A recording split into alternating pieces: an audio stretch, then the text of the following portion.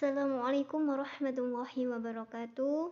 Kami dari kelompok 5 yang akan mempresentasikan makalah berjudul Kemampuan Motorik Anak Usia Dini. Kelompok kami terdiri dari Lailatul Jannah, Ninik Fadilah, dan Daniar Rif'a Faratis Surur. Presentasi pertama akan disampaikan oleh Mbak Daniar Rif'a Faratis Surur. Dipersilahkan.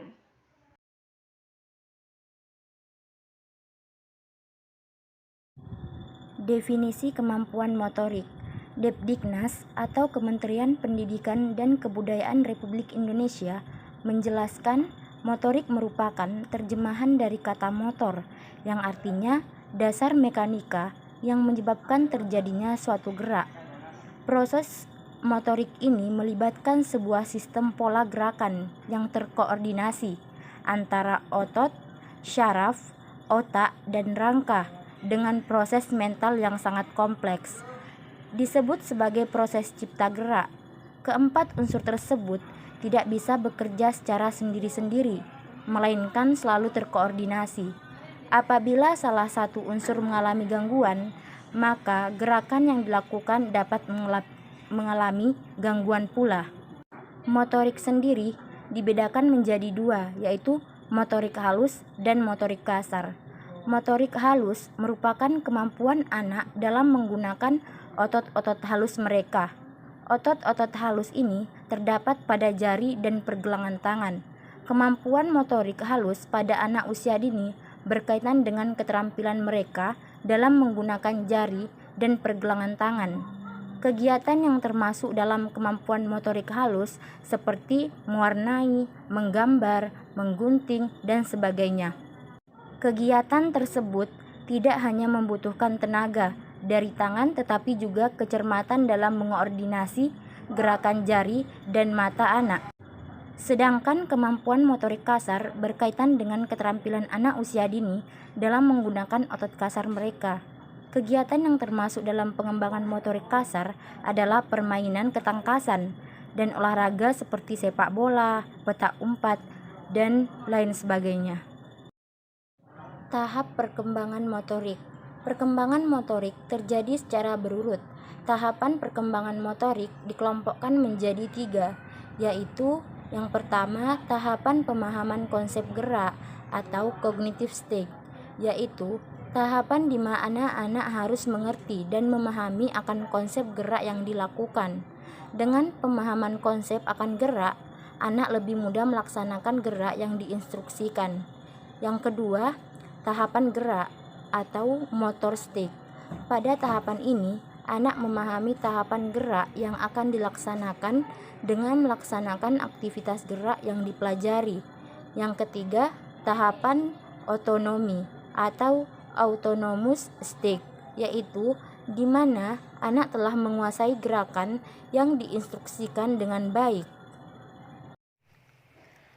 Unsur-unsur yang mempengaruhi kemampuan motorik.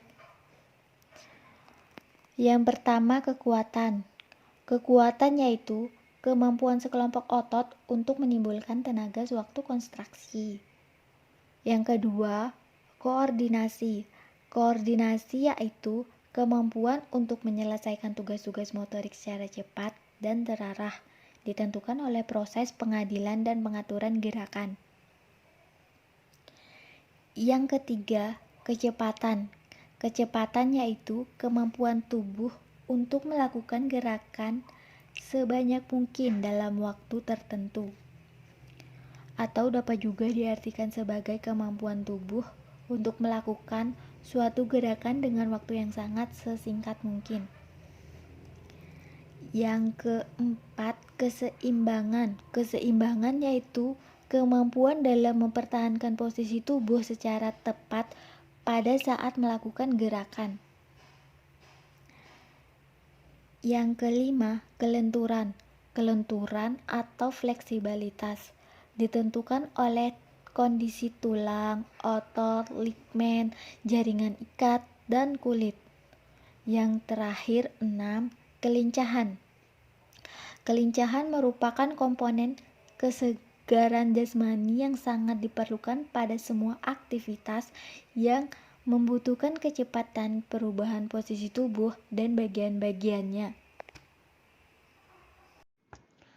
Faktor-faktor yang mempengaruhi kemampuan motorik ada 7, yaitu 1. Faktor genetik. Faktor genetik sering juga disebut dengan faktor bawaan, yaitu sifat yang diturunkan oleh kedua orang tuanya secara terpisah maupun secara bersama-sama. Keturunan bertanggung jawab terhadap struktur fisik, tinggi postur, waktu kerusakan gigi, mata dan warna rambut, kepribadian dan juga inteligensi. 2. Gizi. Almatsier menjelaskan penggunaan energi di luar angka metabolisme basal bagi bayi dan anak selain untuk pertumbuhan adalah untuk bermain dan sebagainya. Status gizi adalah keadaan tumbuh sebagai akibat konsumsi makanan dan penggunaan zat-zat gizi. 3. Perbedaan latar belakang budaya. Suku bangsa Indonesia pada dasarnya tercakup dalam konsep lingkungan sosial budaya yang ada pada gilirannya berpengaruh terhadap perkembangan keterampilan motorik anak. 4. Kegiatan bermain. Bermain sering dikatakan sebagai fenomena yang paling alamiah dan luas, serta memegang peranan penting dalam proses pengembangan anak. Perkembangan kemampuan motorik anak terlihat secara jelas melalui berbagai gerakan dan permainan yang dapat mereka lakukan. 5. Pola asuh. Orang tua sebagai lingkungan terdekat yang selalu mengitarinya dan sekaligus menjadi figur idola anak yang paling dekat. Bila anak melihat kebiasaan baik dari orang tuanya, maka dengan cepat mencontohnya. Demikian pula sebaliknya. 6. Lingkungan sosial.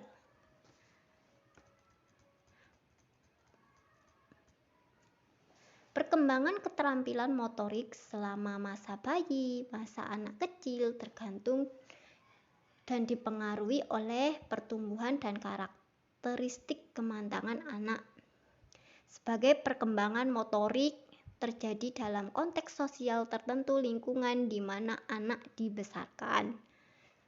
7. Susunan saraf.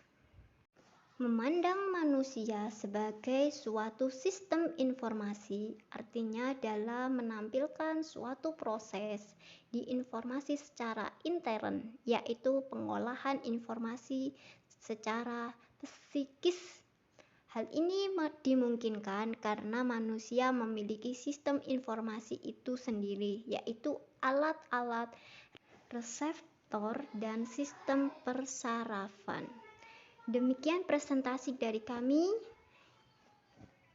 Mohon maaf jika masih banyak kekeliruan dan kesalahan. Monggo silakan kalau ada yang belum jelas ditanyakan. Wassalamualaikum warahmatullahi wabarakatuh.